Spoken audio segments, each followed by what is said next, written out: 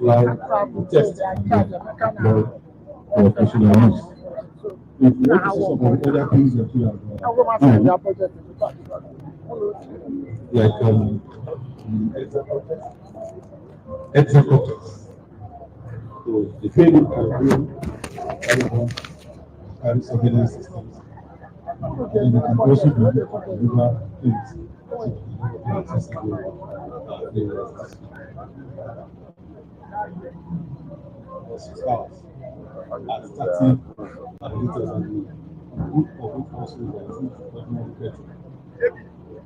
Ordinary petrol. You can use the free one. You can use not but we are actually using petrol. Yes. Because the kerosene is just A1. We have not tested gases on it. Yes.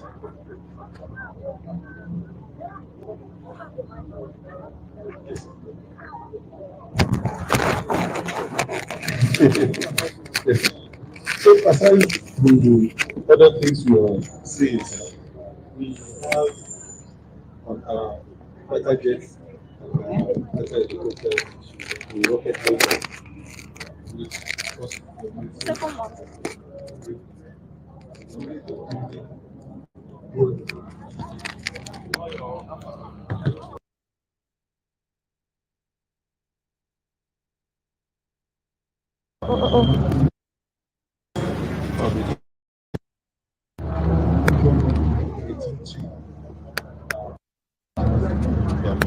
for professional use. Aluminum alloy. Yes. For professional use. They have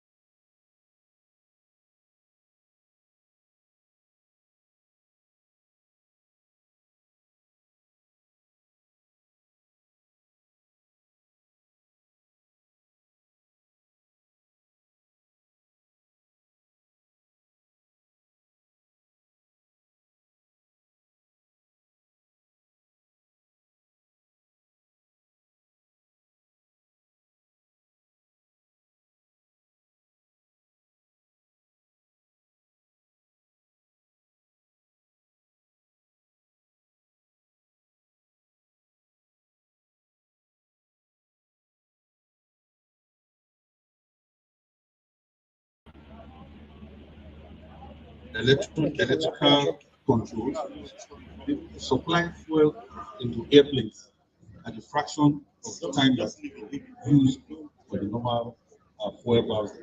And filter ensure the integrity of fuel. And the full of this, that you can see how small it is, means people have flexibility to operate in areas that have good facilities. For example, helicopters that don't have so much endurance, they have this position in places close to areas where we have all these problems. This is what we have done, and then it's currently being tested on live airplanes getting results.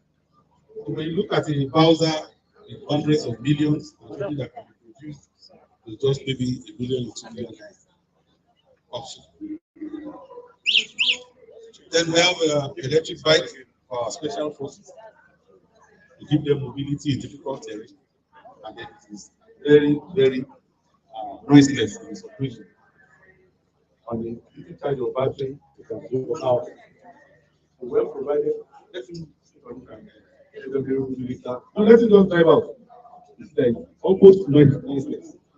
And then aside from something like this that's available in the market, every other thing is fabricated institute, the Air Forces of Technology and Technology. So when mass produced and given to special forces, it can assist to dominate areas. For example, Abuja, Kaduna Road, and other such roads that are being developed by kidnappers. We tend to get this deployed for special forces so that they will dominate both the road itself and at least some few kilometers in and around the road. So you can drive out while we continue this. Can you give it? Go.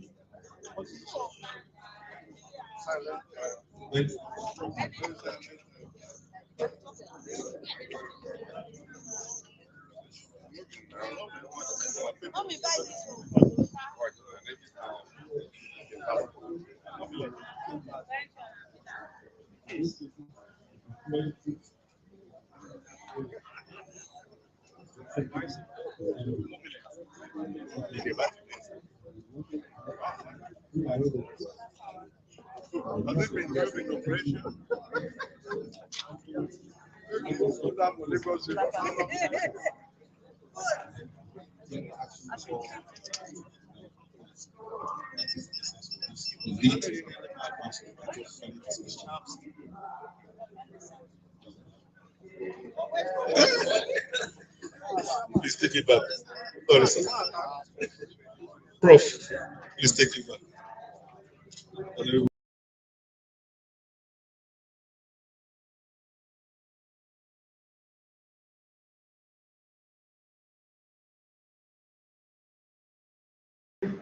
Therefore, what is happening today, it is 690 per liter.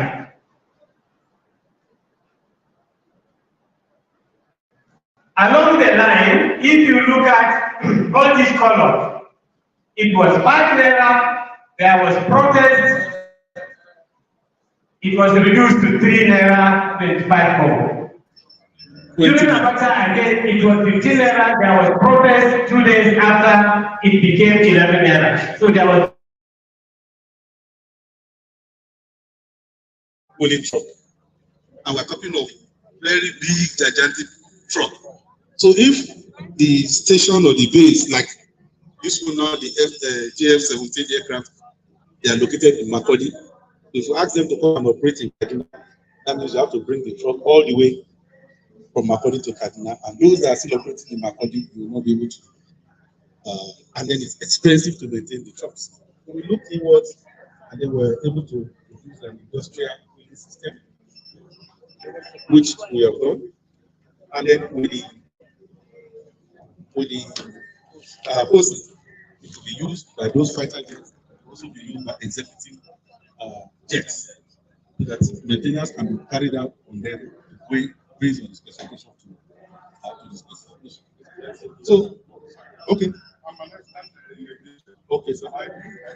The system does for when the aircraft is on the ground. What happens when the aircraft is on the ground? When it's in the air, the provision has been made in the aircraft to generate power autonomously and then to cool all the systems. So the problem actually is when you are on the ground.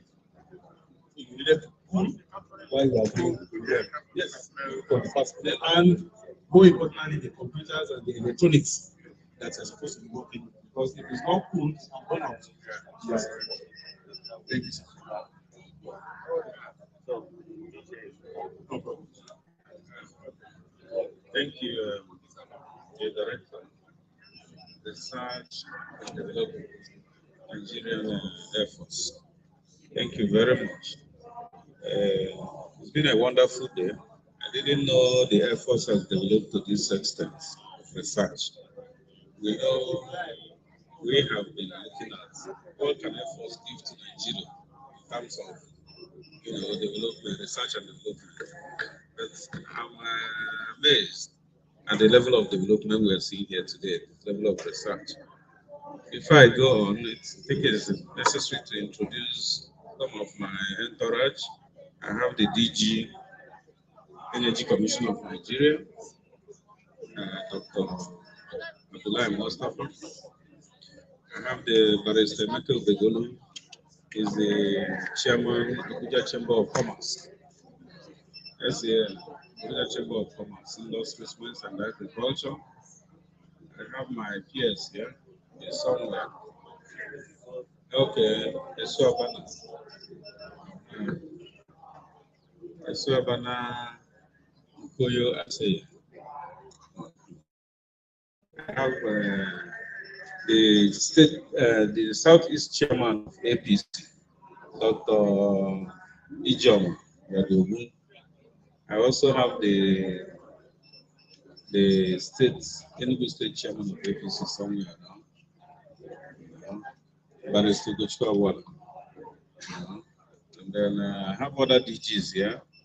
The DG, Presidential Executive Order number 5, Dr. Ibia, Wage 4. I have DG NIFOS. That is Mrs. Eze.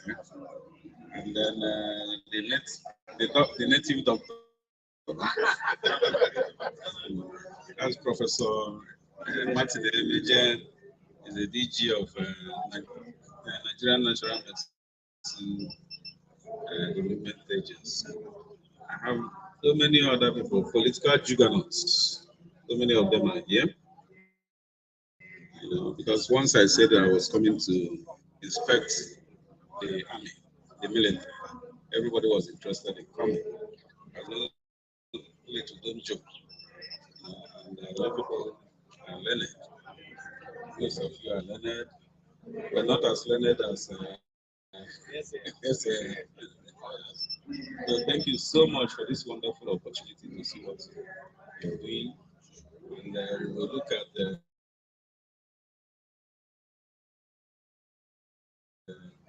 various areas of collaboration. I hope, as in doing most of these things, if we will find a way to collaborate on solar energy, on solar. The DG Energy Commissioners here.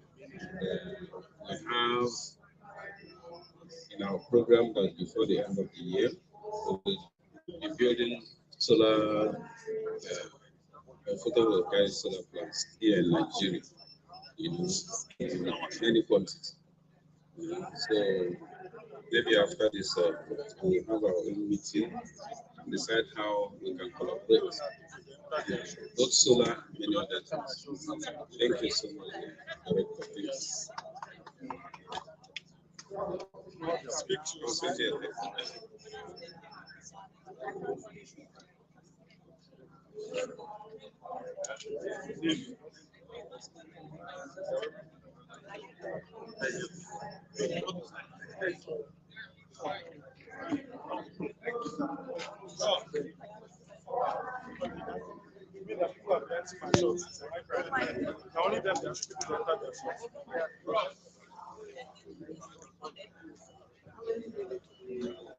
Maybe I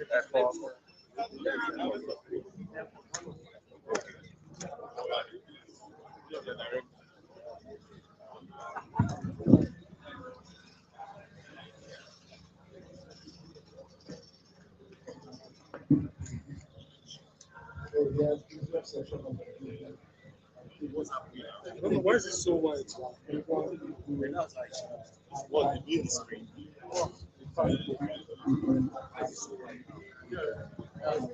What usually shows that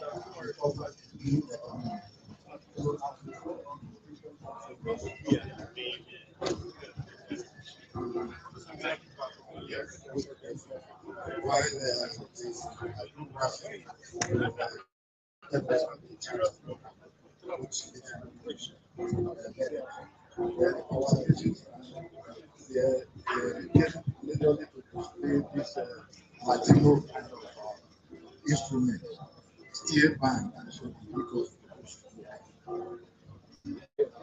our training institute came in their project.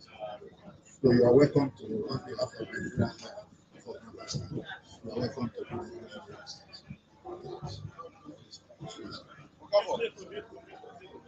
Okafor.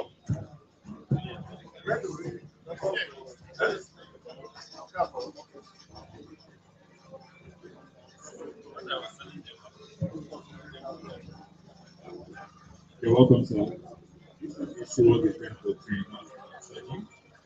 the 3-meter length vessel, which was built and designed and powered by commissioned about 2 years ago. This vessel is a coastal control vessel, speed of about 20 knots, which is a very fast control vessel. Various armament on board the vessel is used to combat against various illegal and waterway. The most important feature and the two of engineers of great discipline, which come together to design skills locally in Lagos, Nigeria. After design, we also have 8 after service vessels in Nigeria, locally.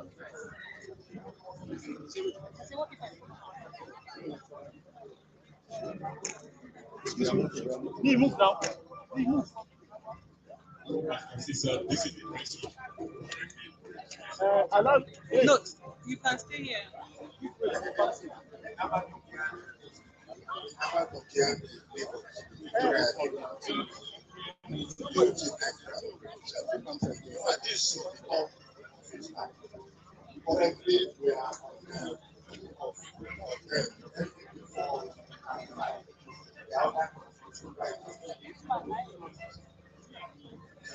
equally the ground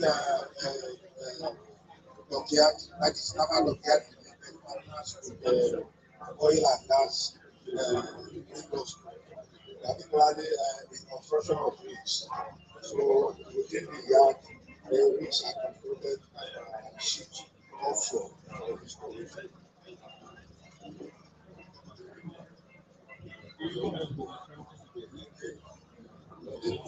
Yes, sir. Yes, sir. That is transporting rigs for the delivery. But mainly at shipyard, because you have shipyard, you have the naval dockyard in Lagos and the naval shipyard in Port Harcourt. So they are more into big for construction of flag.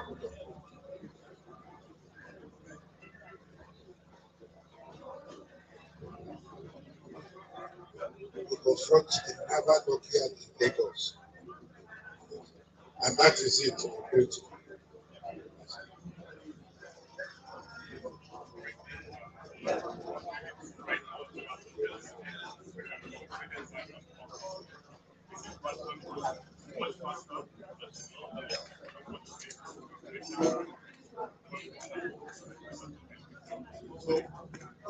what we do is that as we produce, the users come up with the same error that we could see, which will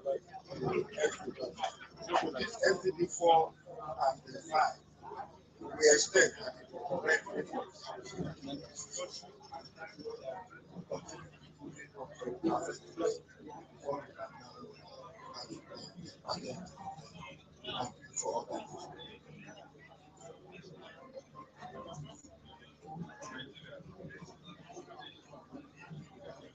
No, we've not had a contract to bid for any country. Because that's what I said, we are improving on the product. Currently, we are maintaining shift for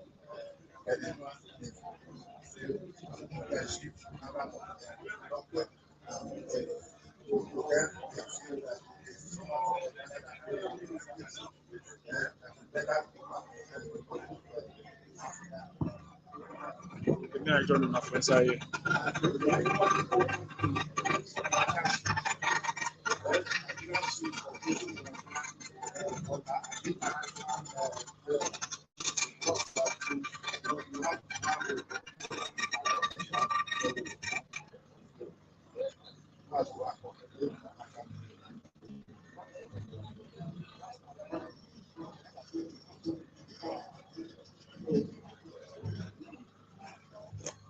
Welcome to the National Protest. Today, I will introduce US technologies. This was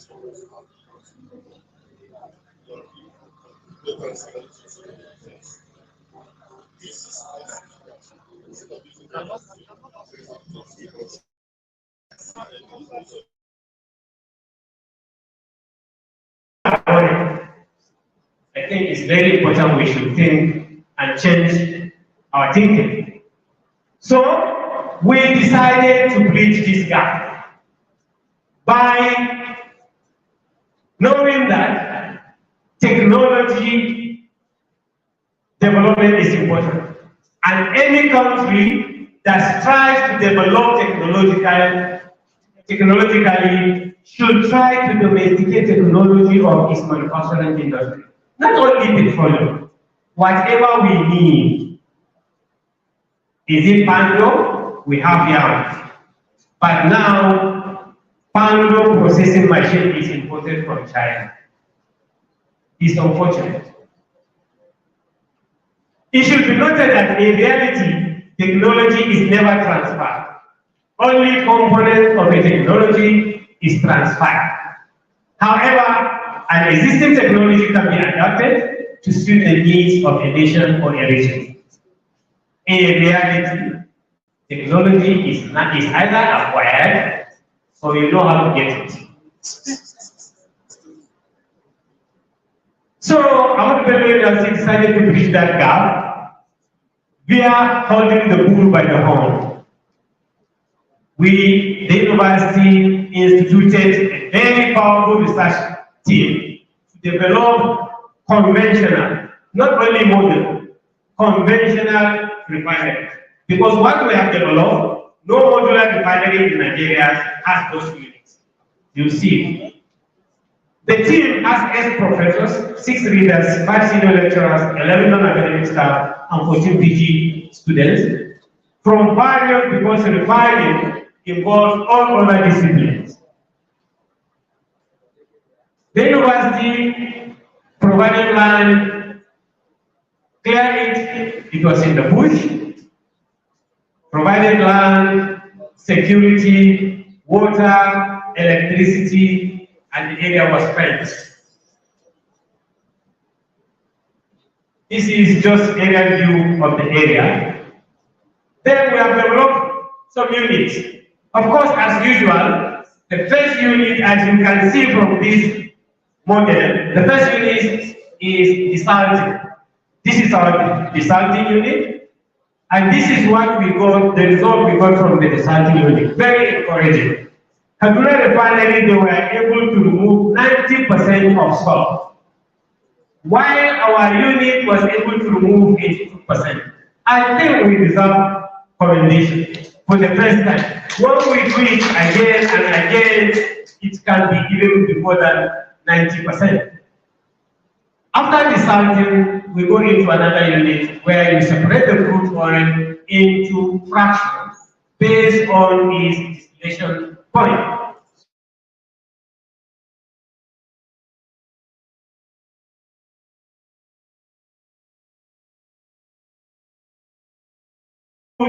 Distillation unit. Some countries they call it atmospheric distillation unit, where you heat the crude oil You heat the crude oil and you collect the fraction. The first fraction you get is called light naphtha, followed by heavy naphtha, kerosene, diesel. Of course, you have your residue. That residue is also money. You also send it to another unit called vacuum distillation unit that is being operated at sub-atmospheric at reduced pressure and temperature so that you don't crack the residue. So you get light vacuum gas oil and heavy vacuum gas oil. This is just the debut refinery, the flushing, steam flushing from the line. This is the Vice Chancellor when he paid visit the site.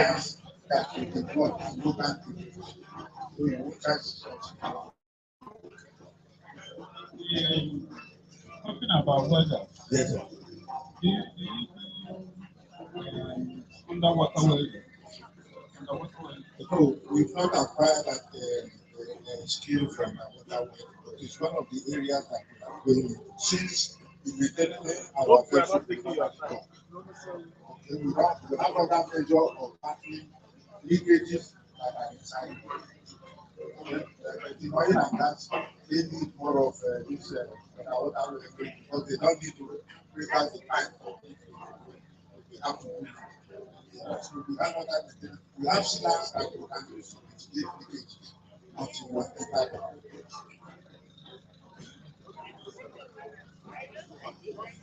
Just to add, we have slipways, 50-ton slipway, and currently we are constructing 250-ton slipway. What does those slipways do? They help in the maintenance of this nation.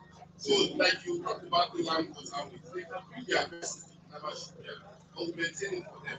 Instead of going, of course, where because it's cheaper and security, and it's a government-owned yard. We have smaller shipyard compared to Nokia. Nokia has very great. What can take us to 10,000 tons?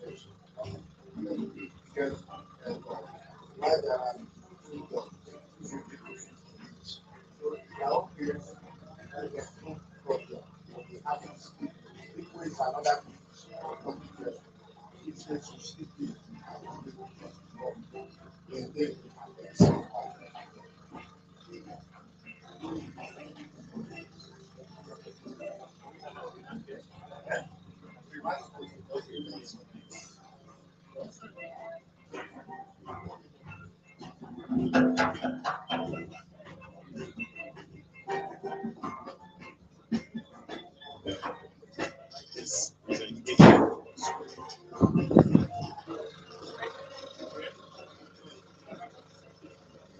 Alex, what do you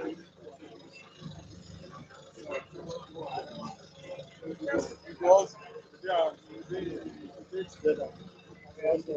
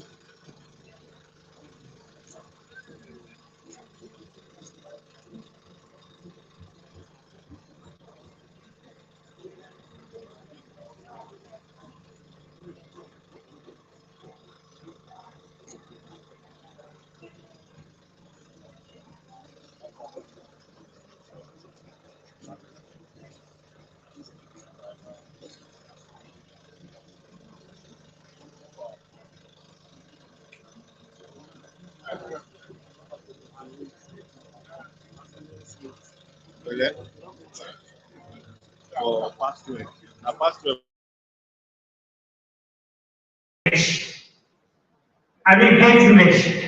We could not get hex mesh because our money could not afford. So we decided to build side mesh and we use it inside. Next, we need to line it with refractories. When we call contractors, what they quoted for us was more than the cost of the whole project. So I said, this is university. Universities is meant to solve problems. If there are no problems, we try to create problems so that we retain our job. So I contacted, we have Department of Industrial Design. They deal with clays. They came and saw what we wanted them to do. They said, no, we don't, they have never tested.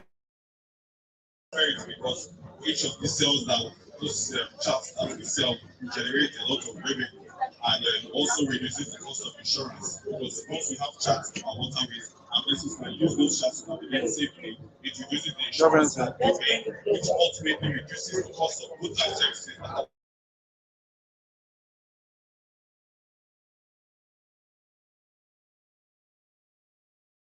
We can do it. Nigerians can do it. Government need to come and support us. So this is the fluid catalytic cracking unit that we're still working on.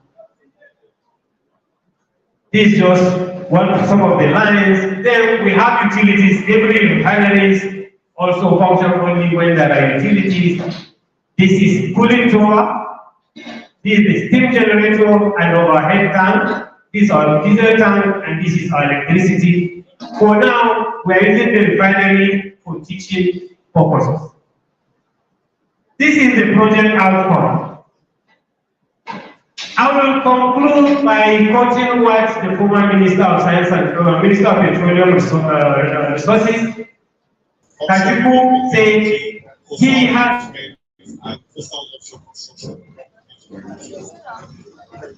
Yes, and the blue economy is now the thing that everybody talks about. The blue economy looks at the sustainable use of our ocean. That is essentially what the blue economy is. Now, hydrography produces, it gives you the base information, the base foundation from which you can do a whole lot of things within our ocean ways to improve our blue economy. So, for instance, I mentioned offshore renewable energy. That's something that is not being tapped in this part of the world. Now, instead of with the electricity that we have here now, offshore renewable energy is going to produce electricity for consumption. Thank you, sir.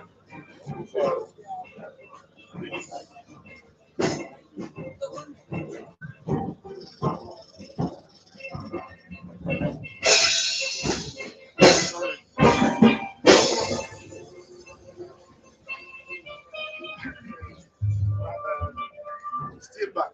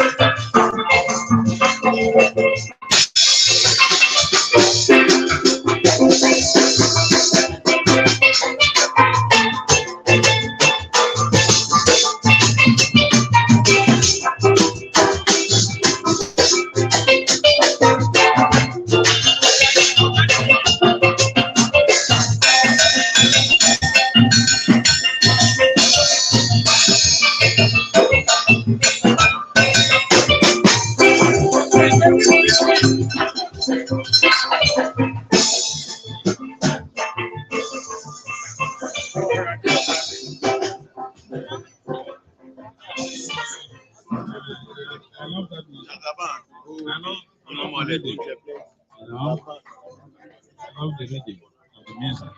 What a way to end the talk. Giving us this kind of music. To the extent that it entered my PSL. Thank you so much. My brother.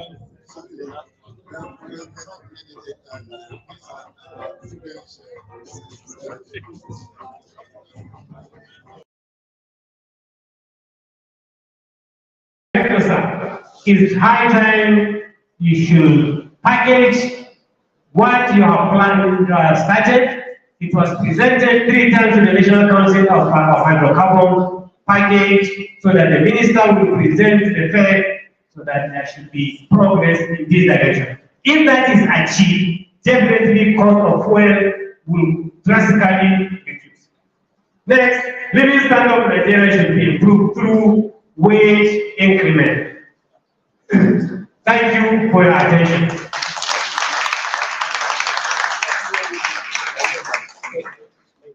Wow. Please, let's give Prof a standing ovation, please. I pray your indulgence, standing ovation for Prof. He deserves it. Please, a round of applause for Prof. Professor Mohammed Ibrahim A. Mohammed Dabo, our guest presenter, he has actually taken us around the experience of modular refinery. He shared the experience with us from Ahmadu Bello University, the prestigious Ahmadu Bello.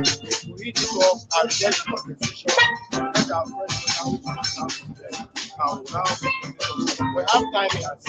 Maybe we are supposed to use a motor. We have our water, fresh water that we took from the shop. And when it gets finished, maybe they will not actually take more than required hour. So before then, we start getting producing our product. It's just that with the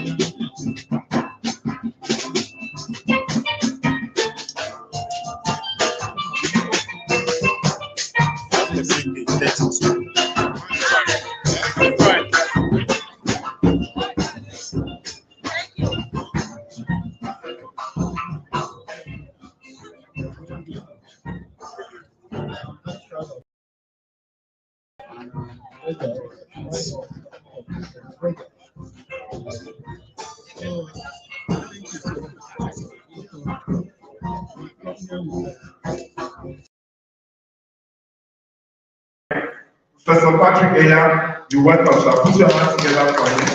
We really appreciate you. I'd like to welcome Mr. Issa Buba. He's the director with the ministry in charge of environmental science technology. Please put your hands together for him. Let's also welcome Mr. Isaac Anu. Where is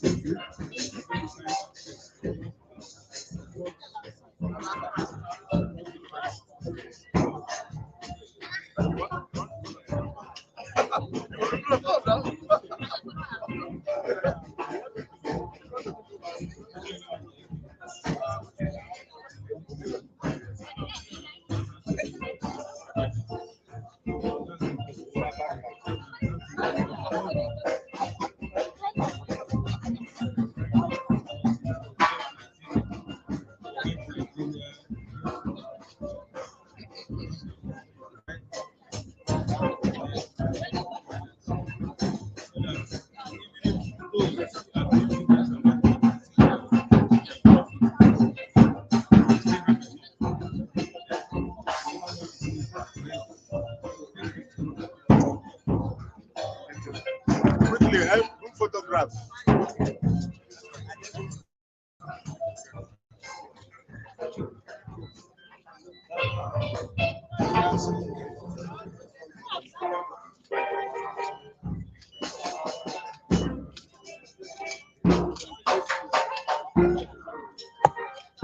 Thank you, sir.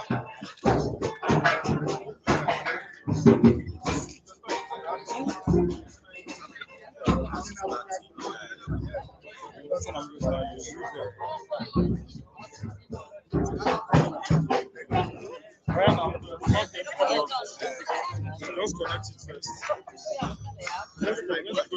You know what I'm wishing for? Yes.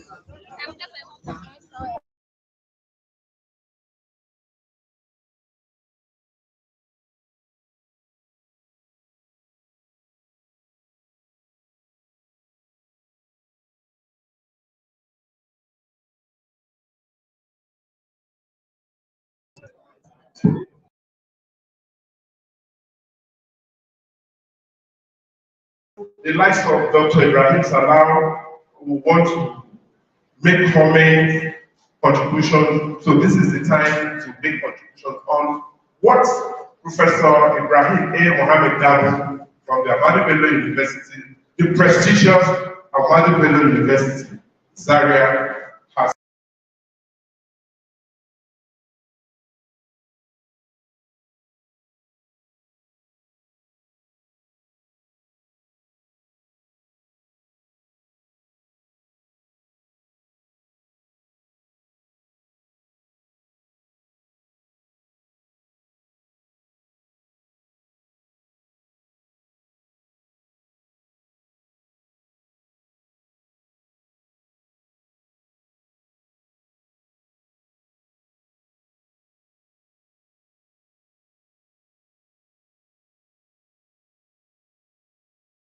Today is my second day attending this event, and it has been nothing but amazing and surprising to me. Not only on the level of talent we have in Nigeria, but the drive, the innovation, the technology that is in here is just very amazing. But I'm seeing something that we can really improve upon, and I don't know how, because the professor made a wonderful presentation, and that went as far as to UK being recognizing his work. I know that is just one of so many other endeavors that is ongoing. But the critical question is where to get the right funding. Funding for the project has always been the bottleneck for us. What I'm used to in US, Canada, and France is that most of the funding they get for their research work doesn't come from the government. It comes from other industries, other foundations that are interested. If we are going to be relying on the government to help us with funding, we are just going to be disappointed all the time. I'm sorry to say that, it's just the truth. So we have to look for ways to partner with other schools abroad they have a lot of funding that is out there. We just need to look for it, present just exactly what you present here. This is what we are doing. We need help. We need your partnership, and I'm sure some of them will come. So that's all I want to say. Professor, maybe you can throw a little bit light on how far you have gone looking for funding, not from the Nigerian government, but from other establishments or even partnerships with other colleges, for instance. Thank you. Yeah, thank you very much, Dr. Ibrahim Salam. Okay, Prof would note that. I'd like to hand over the microphone to Pharmacist Abayomi Ogutude. He said he wants to say something to me. Professor, I really enjoyed your presentation. In the process, you mentioned that the problem we have in this country is policy implementation. I was expecting that you go for that, but you didn't go for that. You just stopped there. Am I correct? So what is the problem that we face when it comes to implementing policy? Because I was very keen because I wanted to listen. Maybe you have new things that have come up apart from the whole content. Funding is another issue, and then the person implementing is another issue. But we have another issue in respect of project policy. Thank you, Pharmacist Abayomi Ogutude. Who again wants to make Dr. Mumiasa.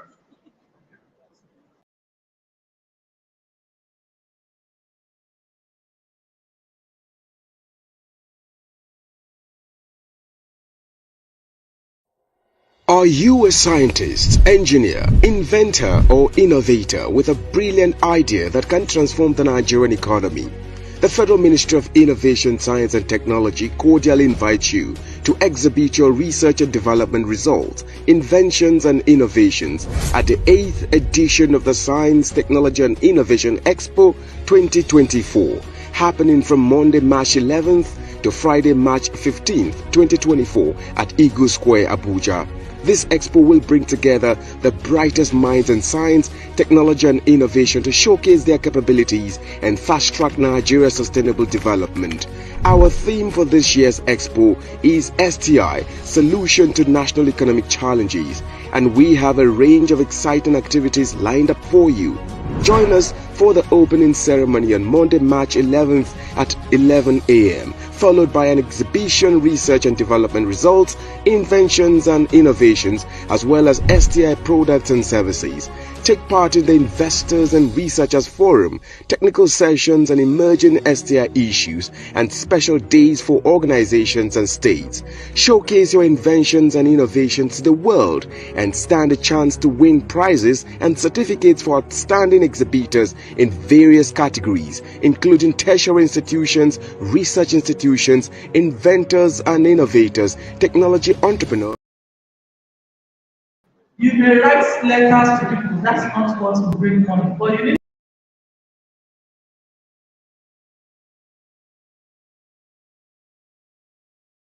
solar generator system. They can power a house, a complete house. They can power a house of 1 bedroom, 2 bedroom, and 3 bedroom, as the case may be. The system I have here, I have a system of 2 kV, which is about 2,000 watt system, which of course can power a 2 bedroom, 3 bedroom, and comfortably.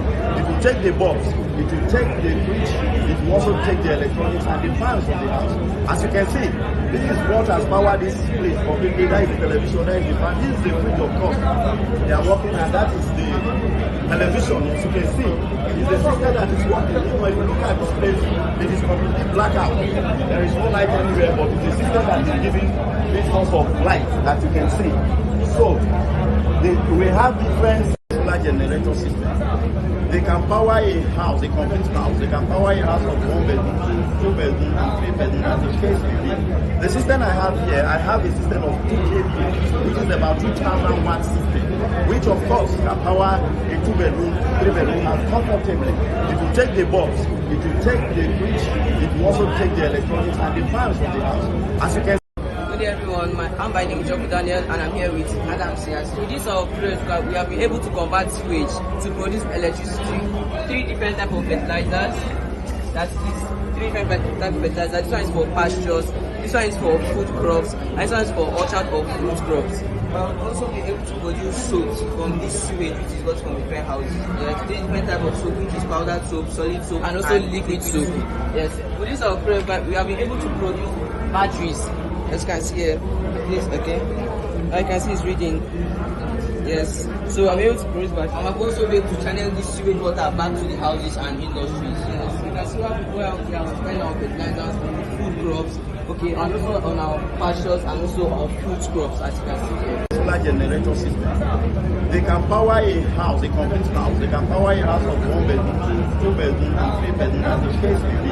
The system I have here, I have a system of 2 kVA, which is about 2,000 watt system, which of course can power a 2 bedroom, 3 bedroom, and comfortably. It will take the box, it will take the bridge, it will also take the electronics and the fans of the house. As you can see, this is what has powered this place completely. That is the television, that is the fan, this is the fridge of course. They are working, and that is the television. As you can see, it's the system that is working. Even when you look at this place, it is completely blackout. There is no light anywhere, but it's the system that is giving this source of light that you can see.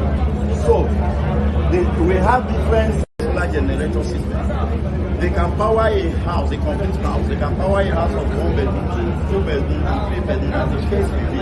The system I have here, I have a system of 2 kVA, which is about 2,000 watt system, which of course can power a 2 bedroom, 3 bedroom, and comfortably. It will take the box, it will take the bridge, it will also take the electronics and the fans of the house.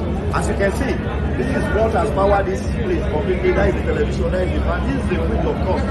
They are working, and that is the television. As you can see, it's the system that is working. Even when you look at this place, it is completely blackout.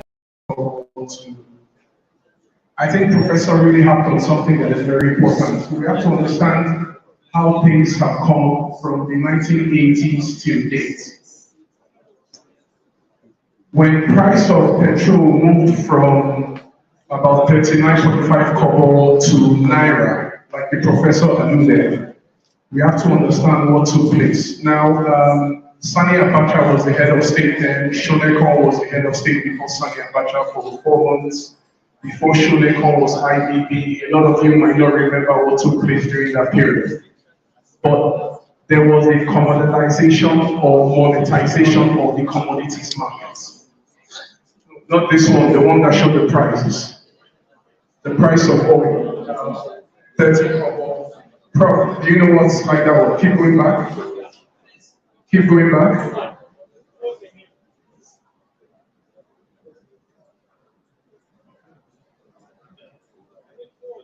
Keep going back. And then forward, sorry. Yes, no, back. You passed it. Slowly back.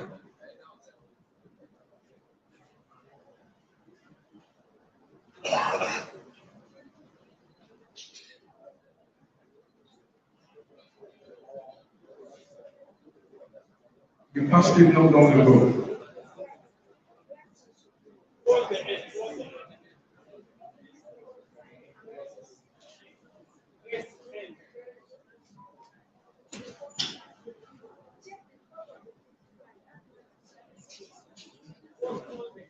Almost at the beginning, from the beginning. Go to the beginning.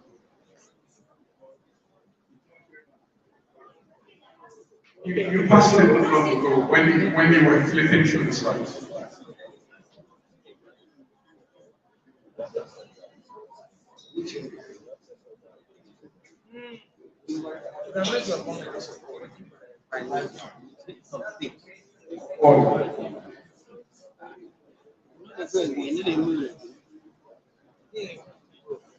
Okay. Well, this is it. Thank you. You can just leave it on that.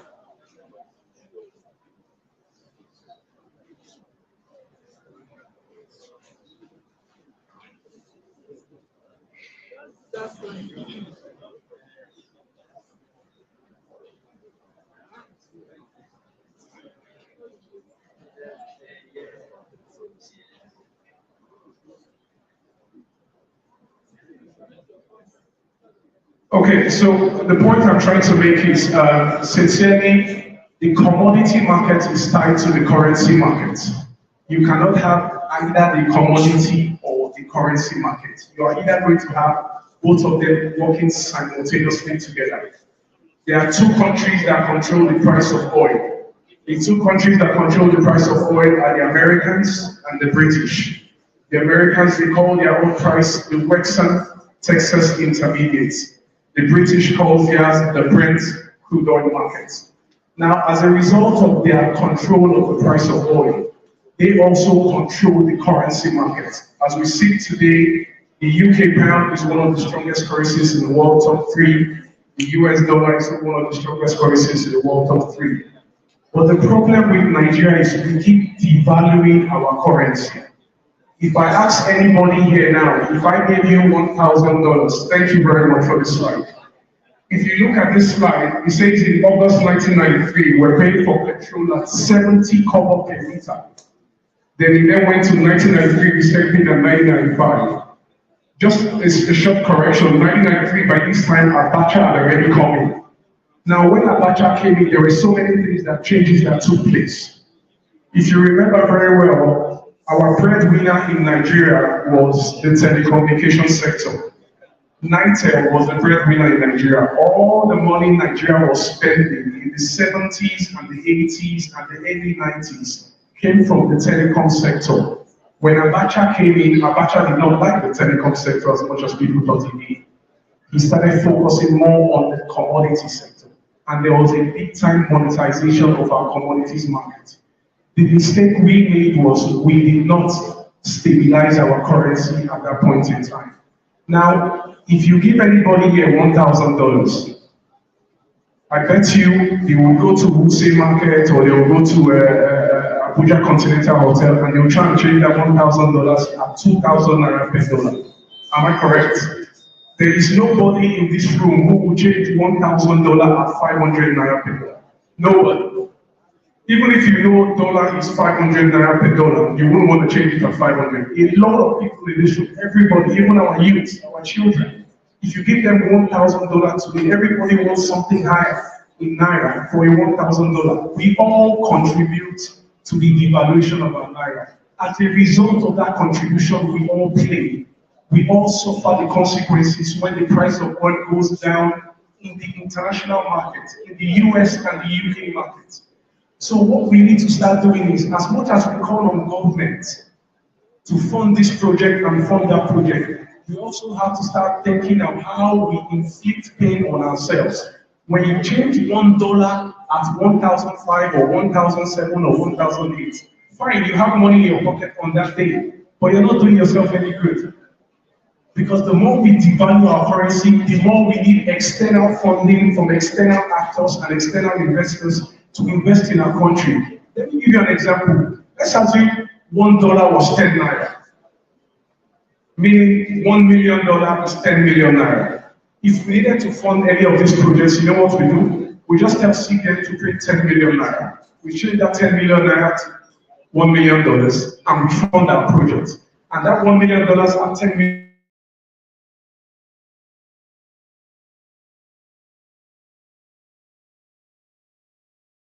by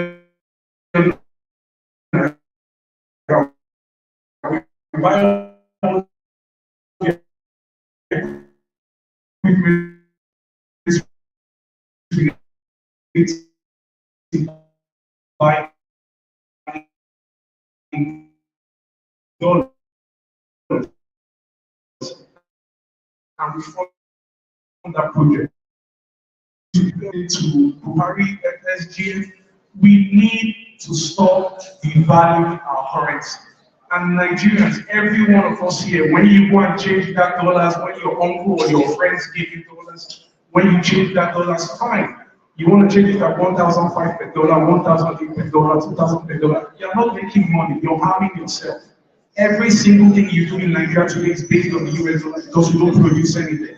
So when we change the dollar at a higher rate, we're harming ourselves. So a lot of us here are contributing and inflicting pain on ourselves, and we need to start rethinking that. And I'm grateful for STI for putting up this expo, and I'm grateful for the professor for his presentation. I think this is the best presentation we've had in the past 4 days, because this is reality of the problem we are facing. If we keep devaluing our currency, our stomachs will keep being empty. It is just a no-brainer. We cannot devalue our currency. What we need to do now is recalibrate back to 300 naira per dollar or 400 naira per dollar and start.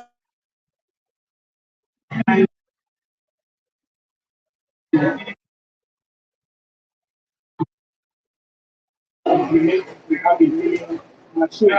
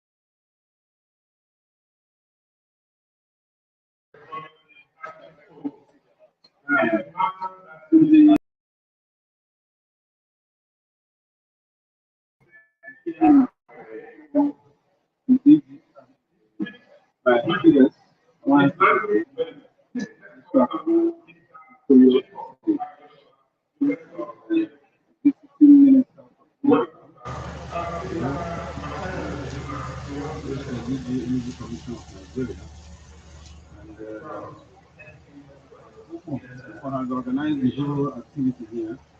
We have Obed, our media director, and so many other people outside. So we sincerely appreciate this visit. Because it's an eye-opener to so many things. Because, you know, the first time I saw additive engineering, one of our agents, I didn't have time to see whether what is doing works. But with what I'm seeing here, I now know that additive engineering has come to stay. So I congratulate the R&D, the defense, for all these efforts. I can say that it's an eye-opener for me. You know, and we will look for areas where we can collaborate to do other things, especially in the area of additive engineering. So, I will take your coordinates after this Expo. We be able to create support this conversation. Thank you very much.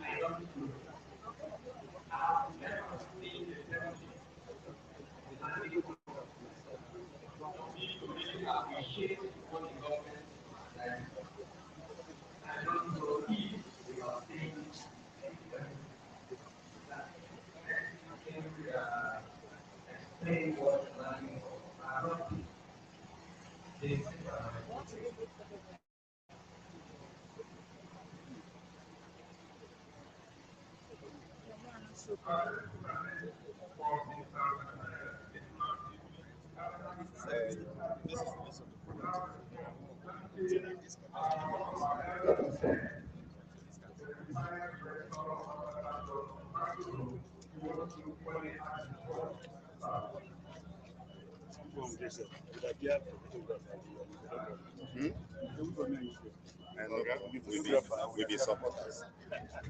As we know the other side now, with the support.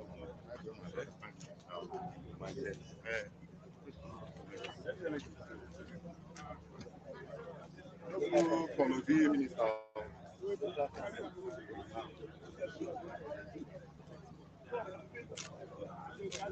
If I don't give am, say make you wait that picture. Why you want?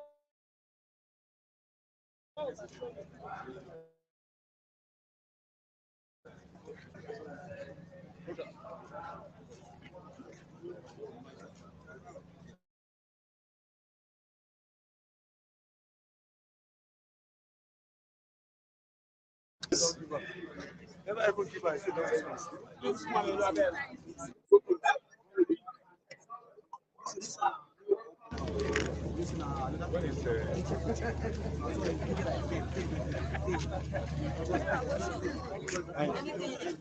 One message is talking of like.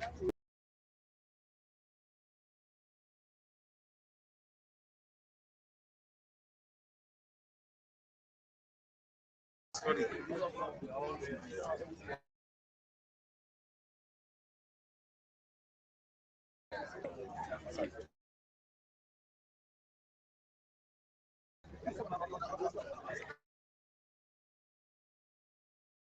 No, no.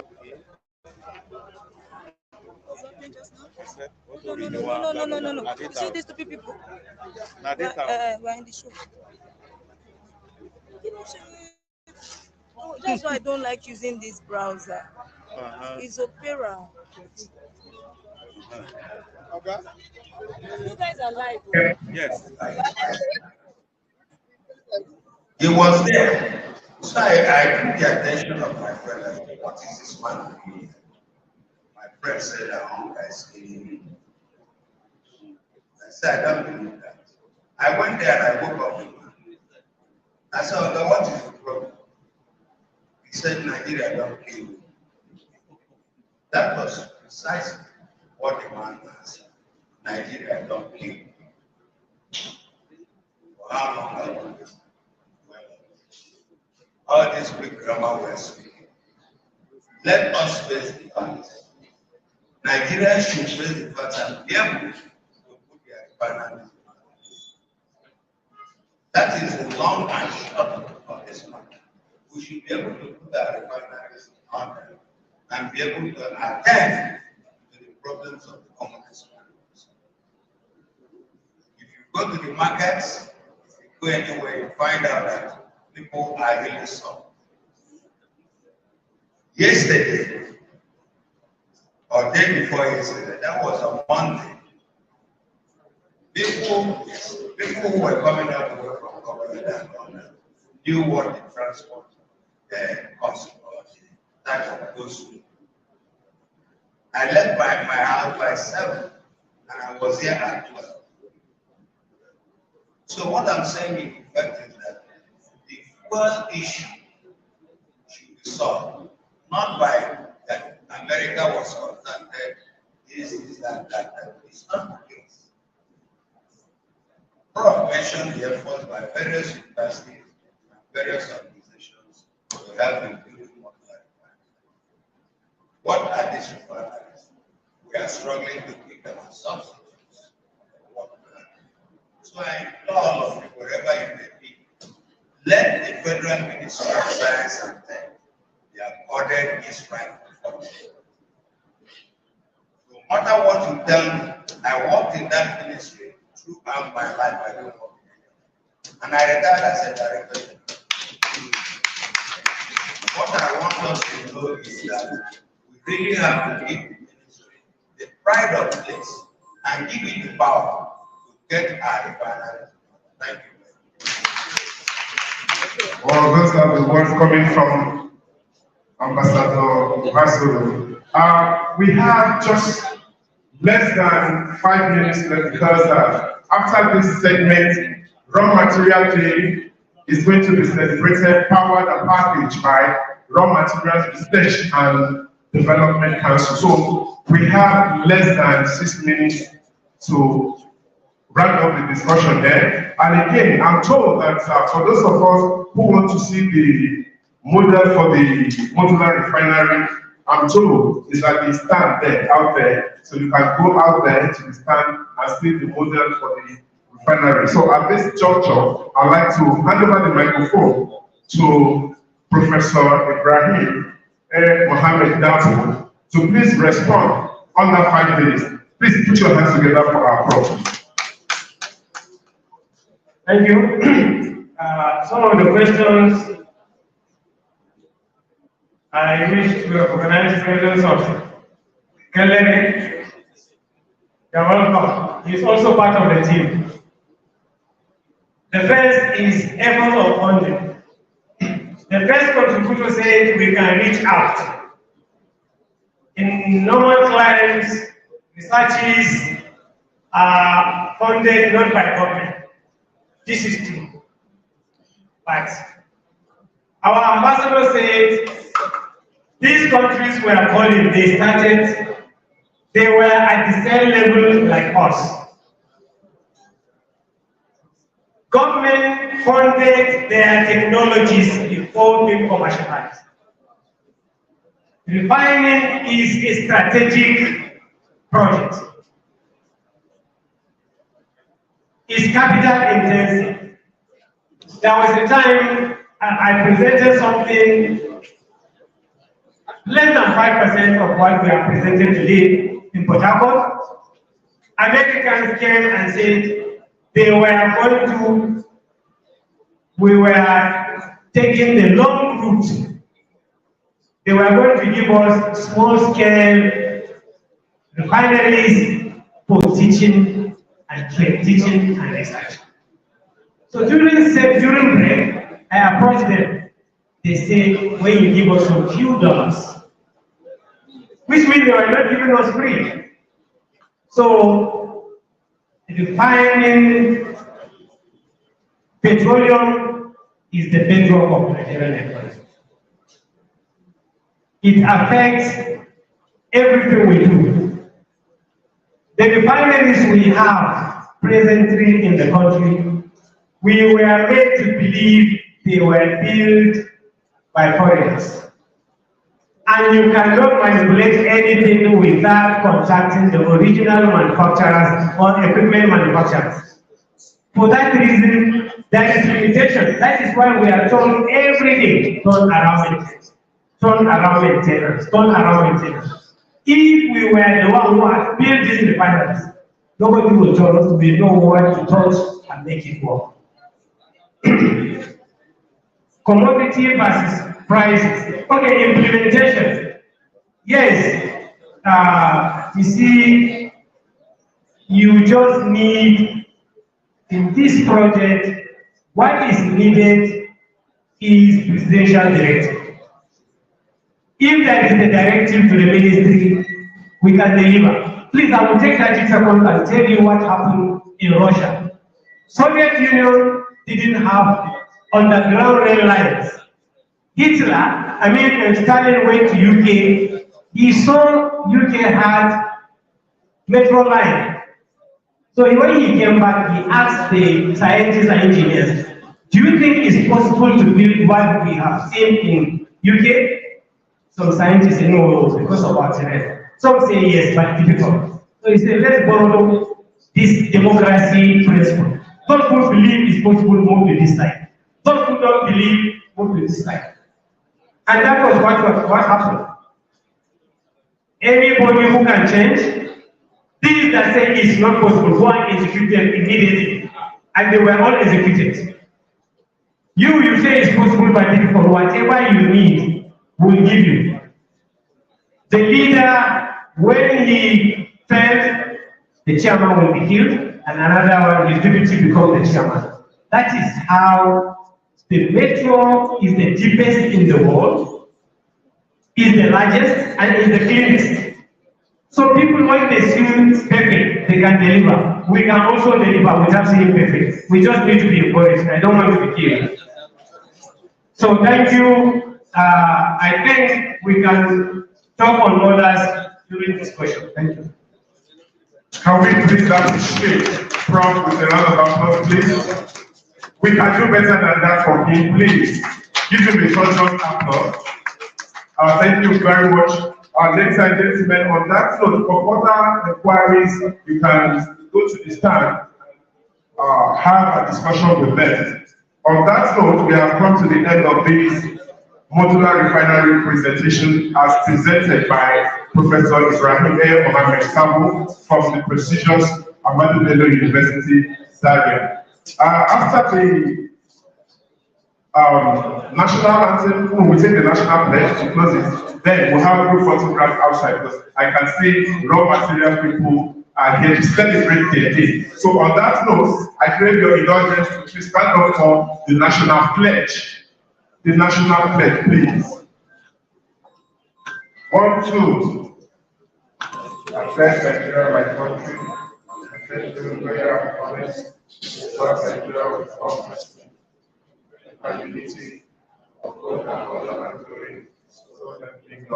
Thank you very much all. I remain Mohammed Ibn Sahib. Please let's go outside for photo session. Our raw materials research and development council are expected to have their day raw material, the group photograph outside their day while we usher in the raw materials. Thank you so much, Mohammed Ibn Sahib. Thank you so much for giving us the time and opportunity to celebrate our day. This is the day for the Raw Materials Research and Development Council.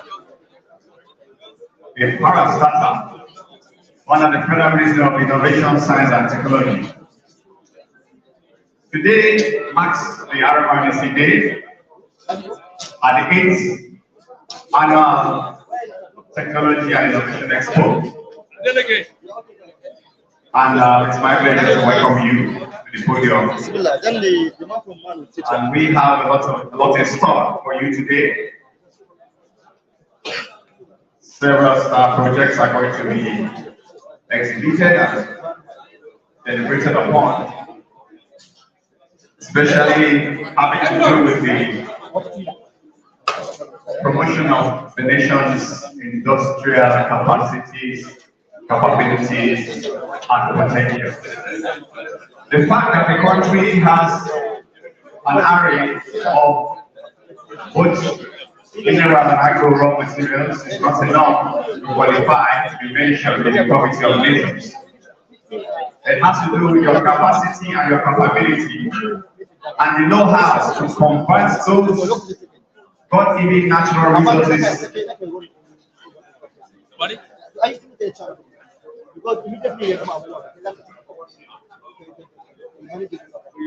So please, once again, I say welcome. And for those of us who are still coming to join us, please, we'd like you to hasten your footsteps to join us at the auditorium here, because we are about to start this program.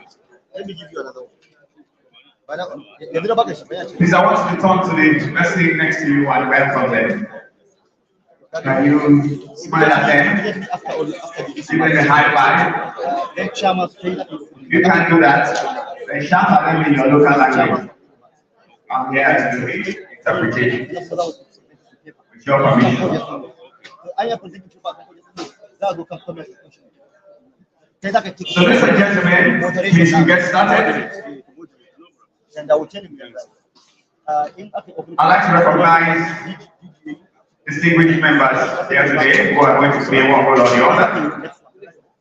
I'm going to invite them to the high table or to the front foyer to coordinate this event. But before that, let me recognize in our midst today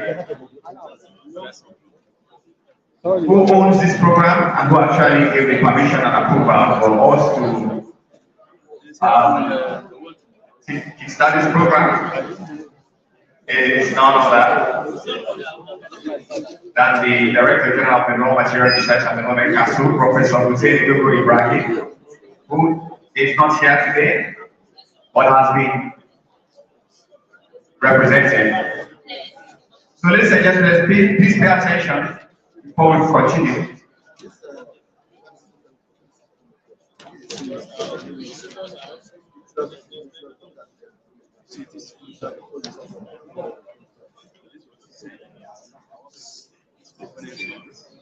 So ladies and gentlemen, let me start the program by introducing the chairman of this special occasion.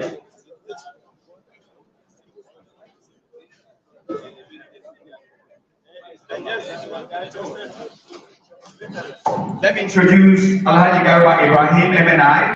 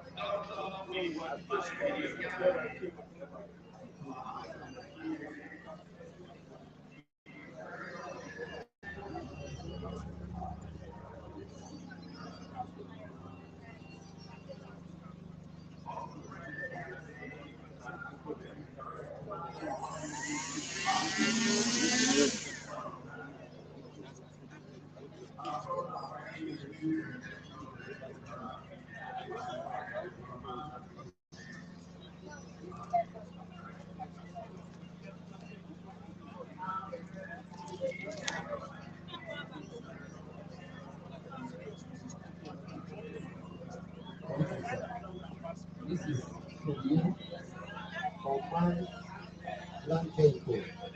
It's a metal detector robot.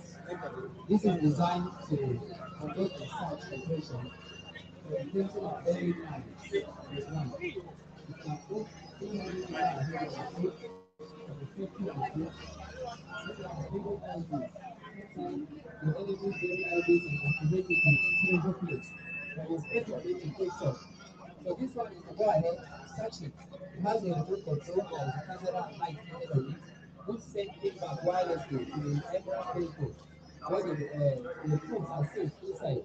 So if there is anything that will happen, the device goes off instead of the human being. It helps to reduce the casualties of humans by deploying this robot. It's remote control operated, designed and consulted locally by the Nigerian engineers. Thank you, sir.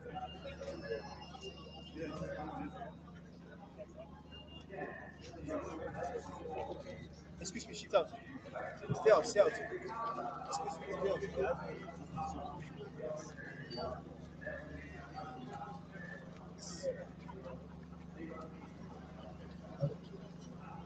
Hello, sir.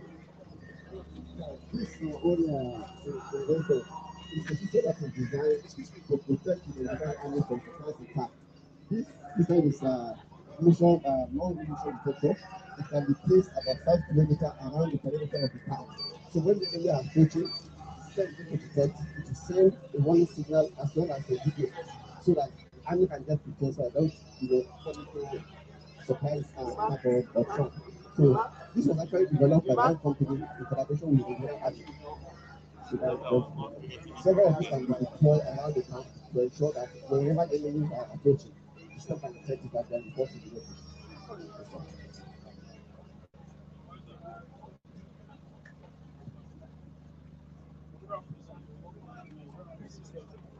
So here we have a three-step security access and distance monitoring management system. This is the first step. It's actually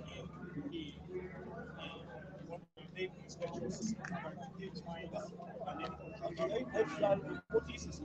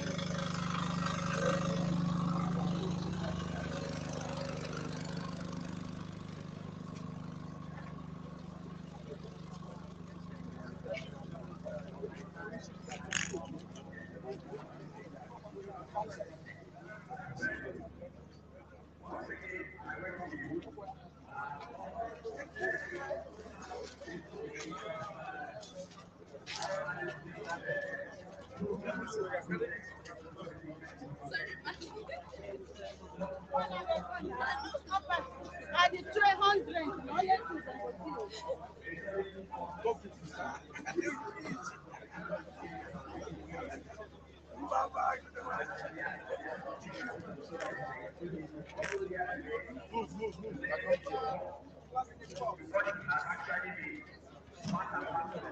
The health benefits associated with this product are most skin eggs,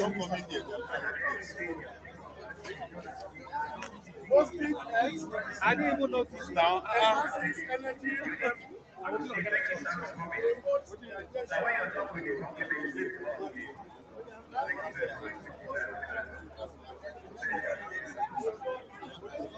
Yes.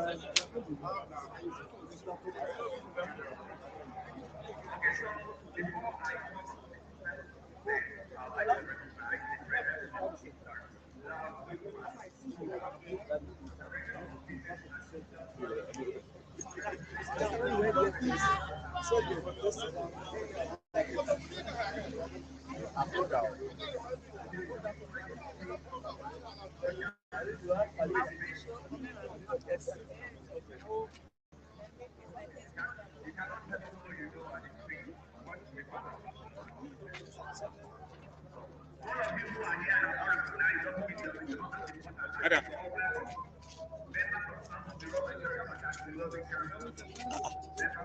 Not this time you do this. You can come and do it. Yes.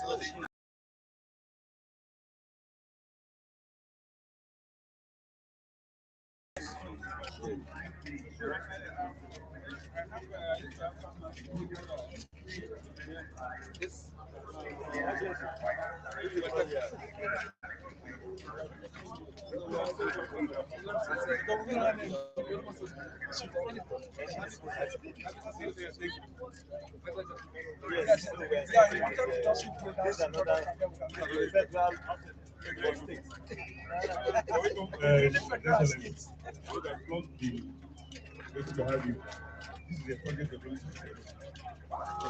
starting from ceramic fabric, where we can use place from cotton material. Why are you behaving like that? This is also the water switch. If you look at us,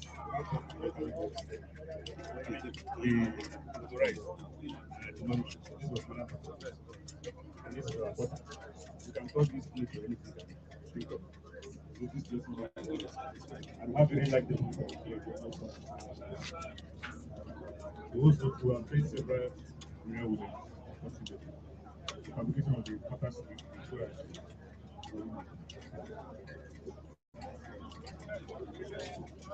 I think it was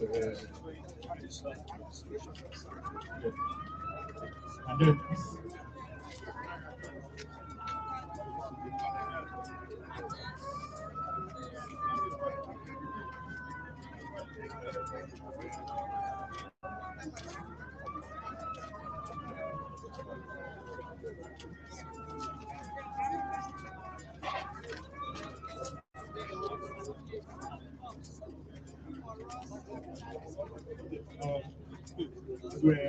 we're saying this is also out of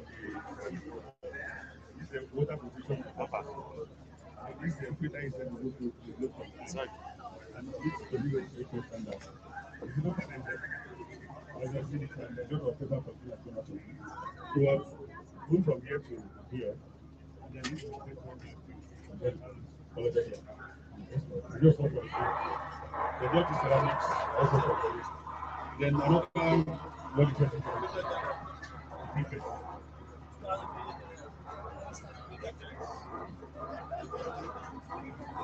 These are also the ceramics which are tested. And then the recent part of it, he claims it. Most of the local space. Then we got this place. And then from this also, we can also use it to make we can also make powder that you can use from up. I don't know what it's called. Then this is cricket. That we made it from three different solutions. From rice sauce, sawdust, and then coal. And then this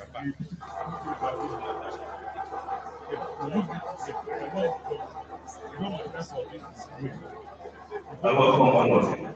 My name is Gabriel Ibrahim, and I retired as a director of Online Partners those days, almost 15 years ago. In addition, I'm a private sector, because I believe part of the raw material research. I was asking my brother in those days, a young lady used to be in charge of schools. Started this, and it's been a long time. So when they called me, Professor Ibrahim called me to say, look, I should come. I said, what? I'm not a scientist. How can I be able to speak to scientists? But I'm here just as a private sector. Raw material research development council cannot do anything without the private sector. I have remarks to make when I come to you. So this will get the teacher. It's just like the other people. That's what we do. Tell us the chemical. And then this is the solar pension. I think we have a two-plate factory that went to then we are selling, we sell. You have to give a bigger code before you collect the money.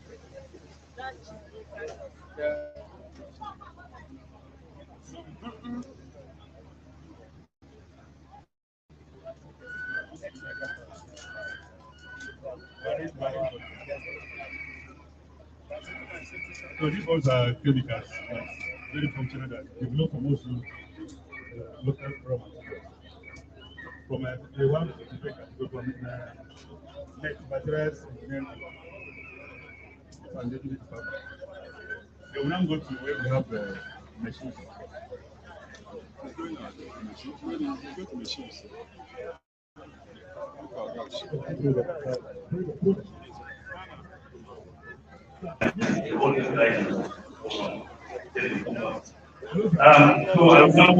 we have a project, staff projects. One of them is cluster of Paris POP. And the other one is soaps, noodles, and sodium.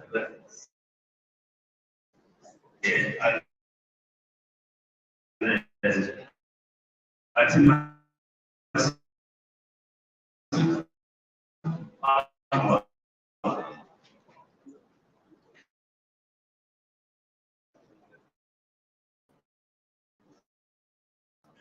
the growth at machine is the seed.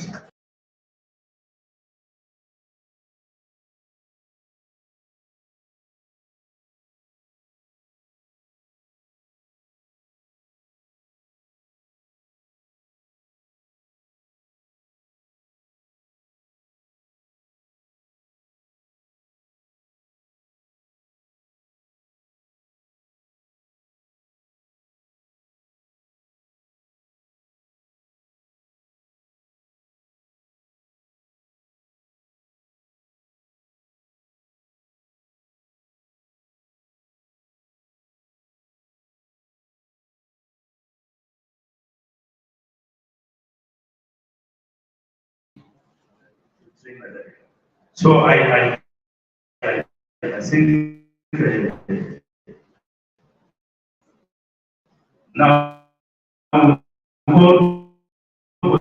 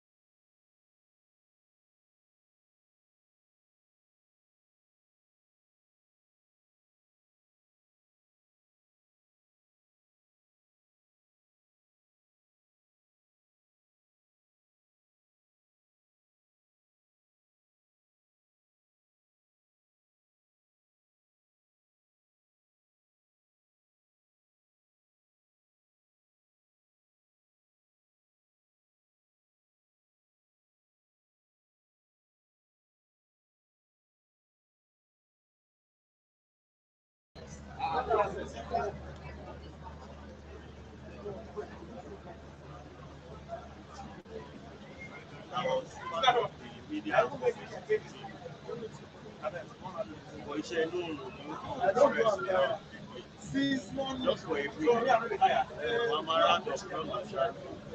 I don't go about. Let's see what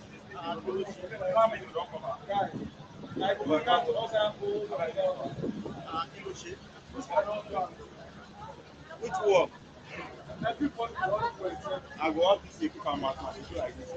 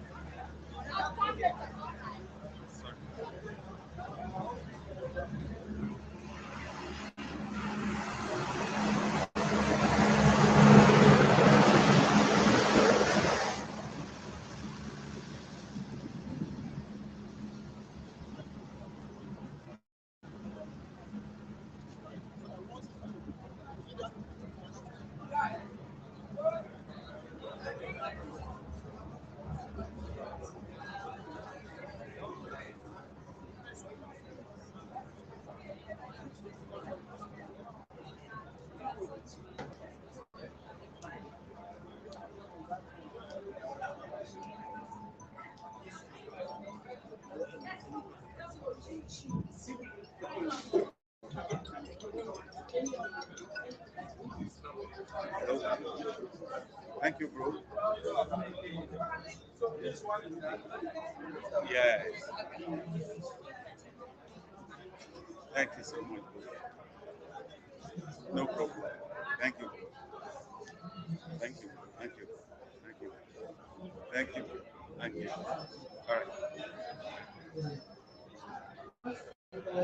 This solar panel converts light energy to electrical energy and send this to the BMS. The BMS charger converts the AC current because some of the solar panels which comes in through it, some are AC while some are DC. When it comes in, BMS charger rectify it as a pure DC. After that, it stores it in the battery. The battery are connected in series. Then, when they are connected in series, the voltage increase. Inside the BMS charger, it has 3.7 volt battery. It's up to 4. The 3.7 volt battery is connected in series, which will give you 14.4 volts, equivalent to 14.15 volts. Here now, in this device, it contains multiple sectors. You have the moisture control. It irrigates water in your farmland during the real time. It doesn't irrigate water in afternoon time or in the morning.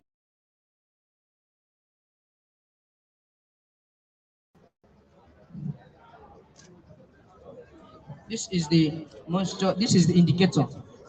For assume that there is light, there is a sunlight. When it starts irrigating, before it will irrigate, for assume this is afternoon period now, it will not irrigate due to most light sensor is on. When it is in a real time, the sensor stops working. That's when the irrigation starts. This moisture control determines if the soil sensor is dry or wet. When it is over wet, the irrigation stops. When the soil is dry, the soil moisture is dry, it will wet on its own. The flow rate determines whether it will be dripping.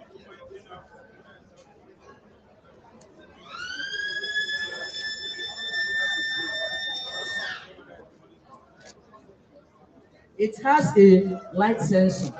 It has a light sensor that senses when it is day, what is the time or the real time. So when the day goes off, the light sensor offs, irrigation starts.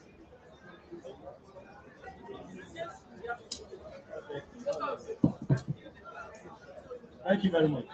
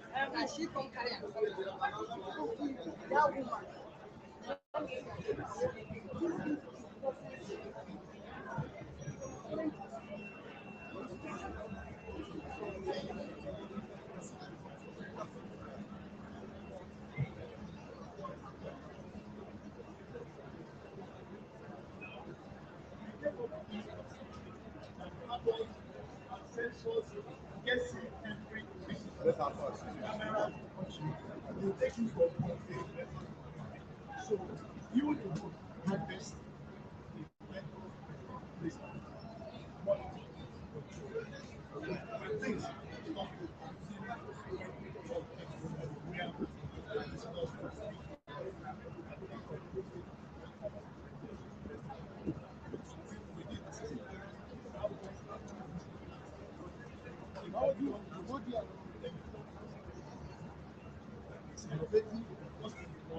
Inside here, the secretary warehouse. Stop it. Stop it. Warehouse. If this is not good,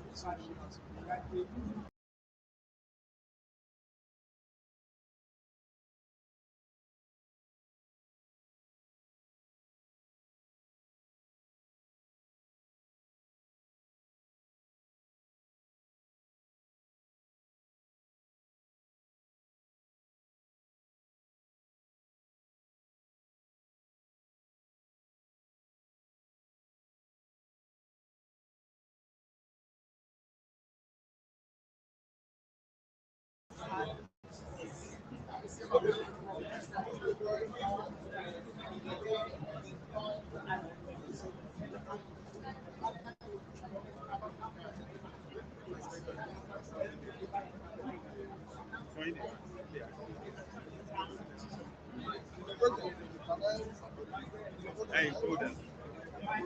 Yes.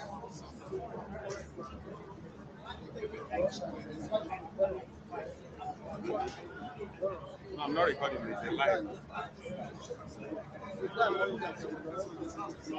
It's live stream.